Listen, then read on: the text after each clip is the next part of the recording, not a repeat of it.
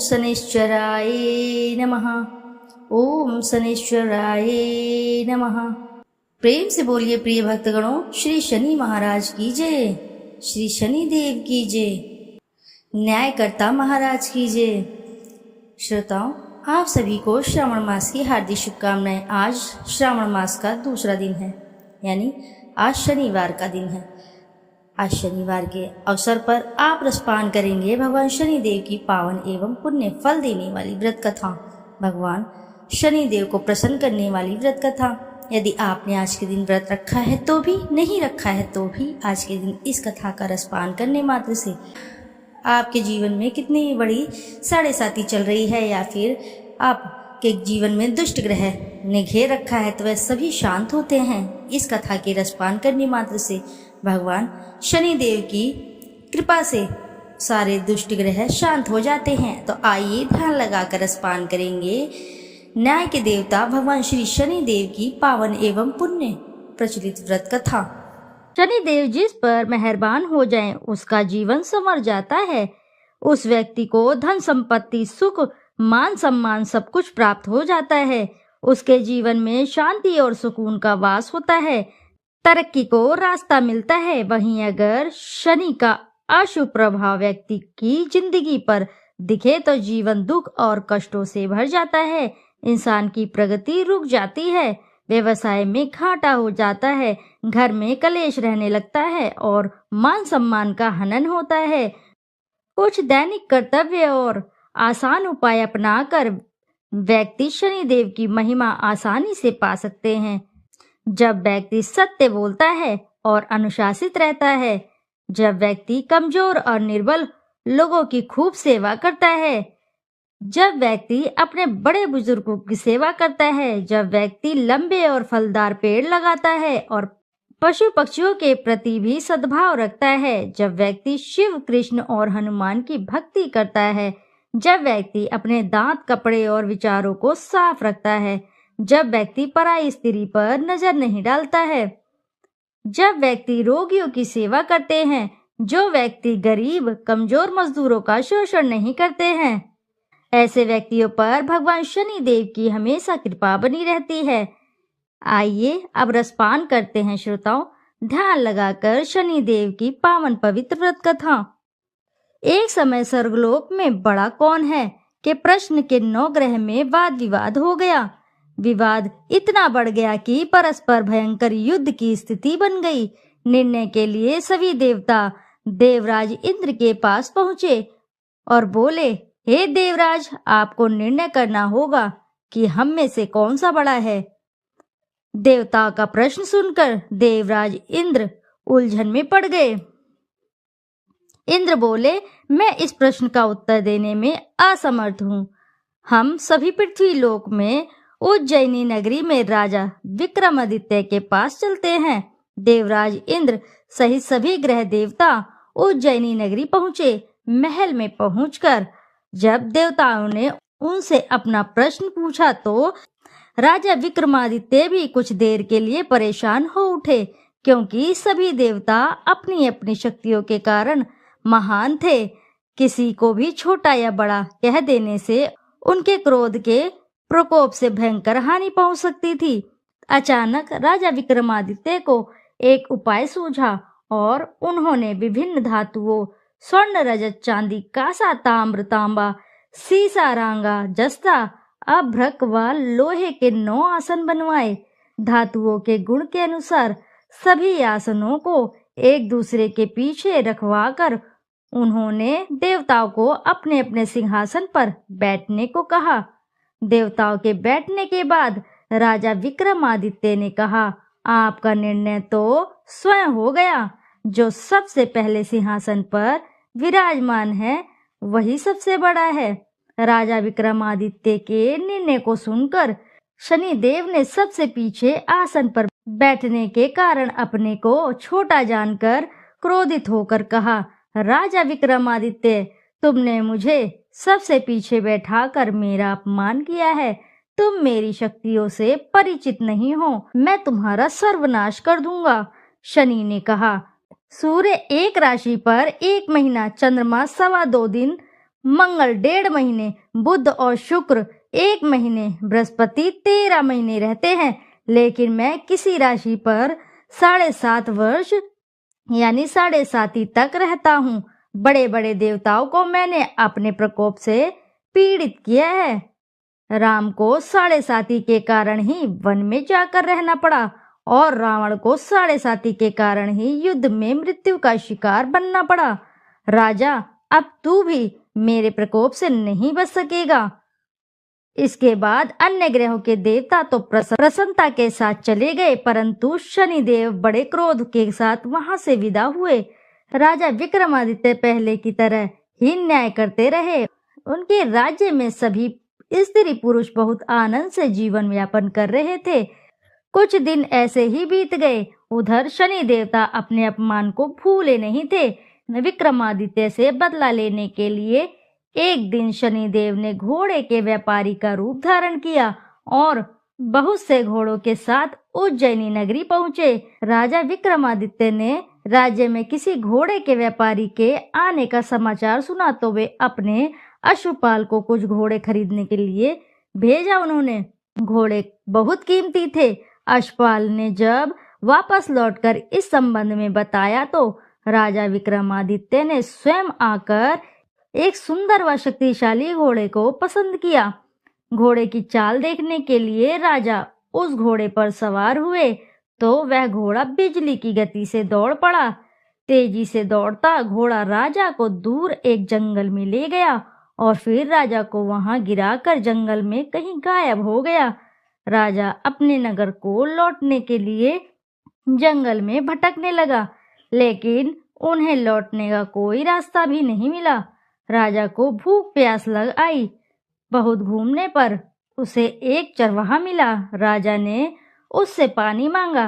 पानी पीकर राजा ने उस चरवाहे को अपनी अंगूठी दे दी। फिर उससे रास्ता पूछकर वह जंगल से निकलकर पास के नगर में पहुंचा। राजा ने एक सेठ की दुकान पर बैठकर कुछ देर आराम किया। उस सेठ ने राजा से बातचीत की तो राजा ने उसे बताया कि मैं उज्जैनी नगरी से आया हूँ। राजा के कुछ देर दुकान पर बैठे रहने से सेठ जी की बहुत बिक्री हुई। सेठ जी ने राजा को बहुत भाग्यवान समझा और खुश होकर उसे अपने घर भोजन के लिए ले गया। सेठ के घर में एक सोने का एक हार खूंटी पर लटका हुआ था। राजा को उस कमरे में छोड़कर सेठ कुछ देर के लिए बाहर गया। तभी एक आश्चर्यजनक घटना घटी। राजा के देखते देखते सोने के उस हार को खूंटी निगल गई। सेठ ने कमरे में लौटकर हार को गायब देखा तो चोरी का संदेह राजा पर ही किया, क्योंकि उस कमरे में राजा ही अकेला बैठा था। सेठ ने अपने नौकरों से कहा कि इस परदेसी को रस्सियों से बांधकर नगर के राजा के पास ले चलो। राजा ने विक्रमादित्य से हार के बारे में पूछा तो उसने बताया कि उसके देखते ही देखते खूंटी ने हार को निगल लिया था। इस पर राजा ने क्रोधित होकर चोरी करने के अपराध में विक्रमादित्य के हाथ पांव कटवाने का आदेश दे दिया। राजा विक्रमादित्य के हाथ पांव काटकर उसे नगर की सड़क पर छोड़ दिया गया। कुछ दिन बाद एक तेली उसे उठाकर अपने घर ले गया और उसे अपने कोल्हू पर बैठा दिया।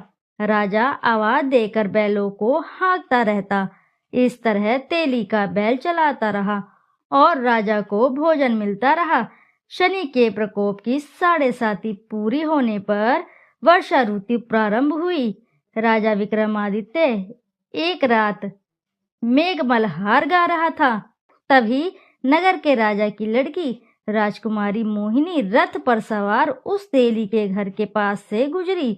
उसने मेघमल्हार सुना तो उसे बहुत ही अच्छा लगा और दासी को भेजकर गाने वाले को बुलाने को कहा। दासी ने लौटकर राजकुमारी को अपंग राजा के बारे में सब कुछ बता दिया। राजकुमारी उसके मेघमल्हार से बहुत प्रसन्न मोहित हुई। अतः उसने सब कुछ जानकर भी अपंग राजा से विवाह करने का निश्चय कर लिया। राजकुमारी ने अपने माता पिता से जब यह बात कही तो वे हैरान रह गए। रानी ने मोहिनी को समझाया, बेटी तेरे भाग्य में तो किसी राजा की रानी बनना लिखा है, फिर तू उस अपंग से विवाह करके अपने पांव पर कुल्हाड़ी क्यों मार रही है। राजकुमारी ने अपनी जिद पूरी कराने के लिए उसने भोजन करना छोड़ दिया और प्राण त्याग देने का निश्चय किया। आखिर राजा रानी को विवश होकर अपंग विक्रमादित्य से राजकुमारी का विवाह करना पड़ा। विवाह के बाद राजा विक्रमादित्य और राजकुमारी तेली के घर में रहने लगे। उसी रात स्वप्न में शनिदेव ने राजा से कहा, राजा तुमने मेरा प्रकोप देख लिया, मैंने तुम्हें अपने अपमान का दंड दिया है। राजा ने शनिदेव से क्षमा करने को कहा और प्रार्थना की, हे शनिदेव आपने जितना दुख मुझे दिया है अन्य किसी को ना देना। शनिदेव ने कुछ सोचकर कहा, राजा मैं तुम्हारी प्रार्थना स्वीकार करता हूँ। जो कोई स्त्री पुरुष मेरी पूजा करेगा, शनिवार को व्रत करके मेरी व्रत कथा सुनेगा, उस पर मेरी अनुकंपा बनी रहेगी। प्रातःकाल राजा विक्रमादित्य की नींद खुली तो अपने हाथ पांव देखकर राजा को बहुत खुशी हुई। उसने मन ही मन शनिदेव को प्रणाम किया। राजकुमारी भी राजा के हाथ पांव सही सलामत देखकर आश्चर्य में डूब गई। तब राजा विक्रमादित्य ने अपना परिचय देते हुए शनिदेव के प्रकोप की सारी कहानी सुनाई। सेठ को जब इस बात का पता चला तो दौड़ता हुआ तेली के घर पहुंचा और राजा के चरणों में गिरकर क्षमा मांगने लगा। राजा ने उसे क्षमा कर दिया, क्योंकि यह सब तो शनिदेव के प्रकोप के कारण ही हुआ था। सेठ राजा को अपने घर ले गया और उसे भोजन कराया। भोजन करते करते वहां एक आश्चर्यजनक घटना घटी। सबके देखते देखते उस खूंटी ने हार उगल दिया। सेठ जी ने अपनी बेटी का विवाह भी राजा के साथ करवा दिया और बहुत से स्वर्ण आभूषण धन आदि देकर राजा को विदा किया। राजा विक्रमादित्य राजकुमारी मोहिनी और सेठ की बेटी के साथ उज्जैनी नगरी पहुंचे तो नगरवासियों ने हर्ष से उनका स्वागत किया। अगले दिन राजा विक्रमादित्य ने पूरे राज्य में घोषणा कराई कि शनिदेव सब देवों में सर्वश्रेष्ठ हैं। प्रत्येक स्त्री पुरुष शनिवार को उनका व्रत करे और व्रत कथा अवश्य सुने। राजा विक्रमादित्य की घोषणा से शनिदेव बहुत ही प्रसन्न हुए। शनिवार का व्रत करने और व्रत कथा सुनने के कारण सभी लोगों की मनोकामनाएं शनिदेव की अनुकंपा से पूरी होने लगी। सभी लोग आनंद पूर्वक रहने लगे। इति शुभम। प्रेम से बोलिए प्रिय भक्तगणों, जय शनि महाराज की। आइए अब करते हैं शनिदेव की आरती। जय जय श्री शनिदेव, भक्तन हितकारी, सूर्यपुत्र प्रभु छाया महतारी। श्याम अंग वक्र दृष्टि चतुर्भुजाधारी, नीलांबर धार नथ गाज की अवसारी। जय जय श्री शनिदेव, श्याम अंग वक्र दृष्टि चतुर्भुजाधारी, नीलांबर धारनाथ गज की अवसारी। जय जय श्री शनिदेव, किरीट मुकुट शीश रजित, दीपत है लिलारी, मुक्तन की माला गले शोभित बलिहारी। जय जय श्री शनिदेव, मोदक मिष्ठान पान चढ़त है सुपारी, लोहा तिल तेल उड़द महिषी अति प्यारी। जय जय शनिदेव, जय जय जय श्री शनिदेव। देव दनुज ऋषि मुनि सुमिरत नर नारी, विश्वनाथ धरत ध्यान शरण है तुम्हारी। जय जय श्री शनिदेव, भक्तन हितकारी। प्रिय भक्तगणों, जोर से बोलिए एक बार, जय श्री शनि महाराज की। श्रोताओं, यदि आपको वीडियो अच्छी लगी है तो वीडियो जरूर लाइक करें, साथ ही अपने प्यारे से कमेंट में एक बार जरूर लिख दें जय श्री शनि महाराज की। फिर मिलते हैं आपसे ऐसी किसी नई कथा कहानी में। जब तक के लिए नमस्कार श्रोताओं।